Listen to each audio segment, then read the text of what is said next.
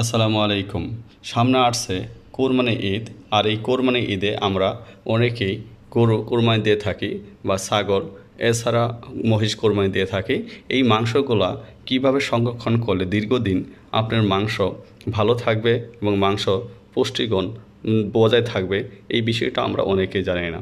আমরা আজকে আপনাদেরকে জানাবো ঠিক উপায়ে মাংস সংরক্ষণ না করলে কি ঘটতে পারে এবং টাটকা মাংস কোন কোন উপায় সংরক্ষণ করলে দীর্ঘদিন ভালো থাকতে পারে।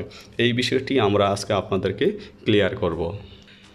আপনারা যখনই ফ্রিজে মাংস রাখার জন্য বাসায় মাংস নিয়ে আসবেন, তখন মাংসগুলা একটা বিষয় সবসময় খেয়াল রাখবেন, তা হলো মাংসগুলো ভালো করে ধুয়ে নেবেন এবং অন্য অন্য ময়লা পরিষ্কার করে নিতে হবে।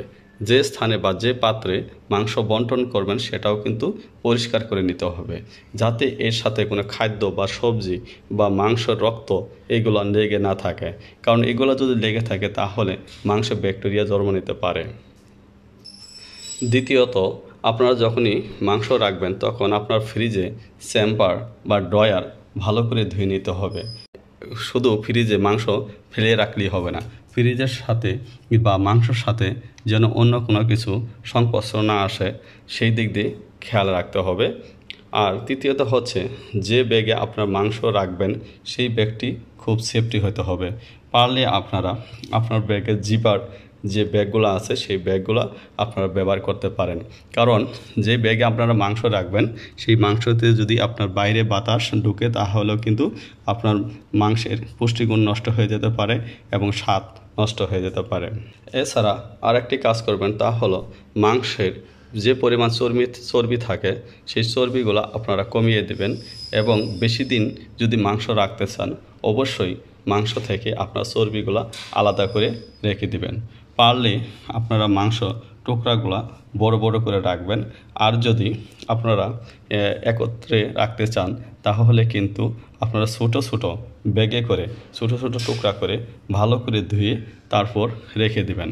অনেকেই একসাথে অনেকগুলা মাংস রেখে দেয়, এতে করে আপনার মাংস কিন্তু বারবার বের করে আবার যখন রেখে দিবেন তখন কিন্তু আপনার এই মাংসগুলা নষ্ট হওয়ার সম্ভাবনা থাকে।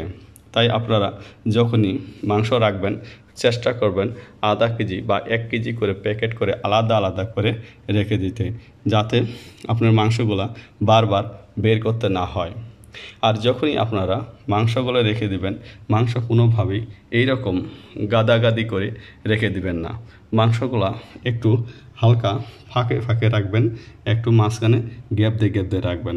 কারণ মাংস যদি আপনারা আলাদা আলাদা করে না রাখেন তাহলে সেই মাংসগুলো নষ্ট হবার সম্ভাবনা থাকে। আর একটা জিনিস আপনাদেরকে বলি, তা হলো মাংসের স্বাদ গন্ধ এই সমস্ত বজায় রাখার জন্য মাংসের উপরে আপনারা 1 চিমটি পরিমাণ লবণ ছিটিয়ে দিবেন। এতে করে মাংস দীর্ঘদিন ভালো থাকবে। যেগুলা আপনারা করতে পারবেন না এই বিষয়গুলো হচ্ছে, আপনারা যখনই ফ্রিজে মাংস রাখবেন বড় বড় প্যাকেট করে কোনোভাবেই রাখবেন না, ছোটো ছোটো প্যাকেট করে রাখবেন, যাতে আপনারা যখন যেটুক রান্না করা সেইটুকুই আপনারা নিয়ে রাখতে পারেন। রান্না করা খাবার একসঙ্গে কাঁচা মাংসর সঙ্গে রাখবেন না, ডিবে রাখা যাবে না।